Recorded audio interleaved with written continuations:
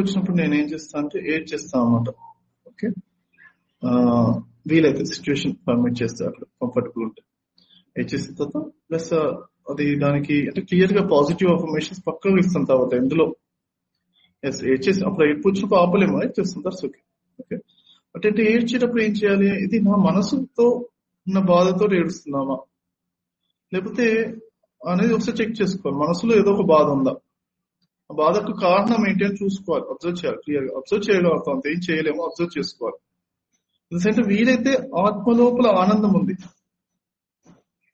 సర్వాత్మలో బ్రహ్మానందం ఉంది, వాటితో కూడా కనెక్ట్ అయి ఉండాలి. మన మనసు బాధపడుతుంది కారణం వల్ల.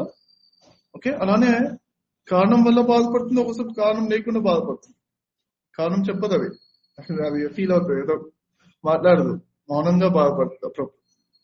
ఓకే, అది ఎలా బాధపడ్డా మనం ఆత్మలో ఉన్న ఆనందాన్ని కూడా పట్టుకుని ఉండాలి, సర్వాత్మలో ఉన్న బ్రహ్మానందాన్ని కూడా పట్టుకుని ఉండాలి, అంతే. అప్పుడు బాధపడలేదు, ఏం పర్వాలేదు. తర్వాత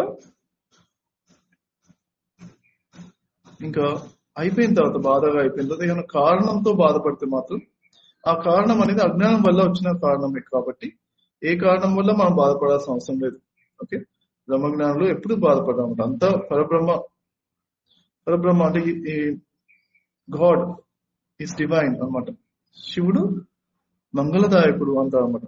అంటే పరమాత్మ మంగళదాయకం బేసిక్, అంటే అంతా కూడా మన మంచికే అనేది క్లారిటీ. ఆ జ్ఞానంతో మనము పాజిటివ్ అఫర్మేషన్ చేసుకోవాలన్నమాట. లాస్ట్ లో బాధపడడం అయిపోయిన తర్వాత అఫర్మేషన్ మాత్రం పర్ఫెక్ట్ గా పాజిటివ్ ఉండాలి. లాస్ట్ లో ఏమైనా కారణం ఉంటే, కారణం లేకపోతే ఏం అవసరం లేదు. కారణం లేకుండా అప్రాక్సిమేట్ గా మనకు దీని వల్ల వస్తుంది అని కూడా అక్కడ కూడా ఏమైనా ఉంటే అఫర్మేషన్స్ క్లియర్ గా ఇవ్వాలి, పాజిటివ్ ఉండాలి.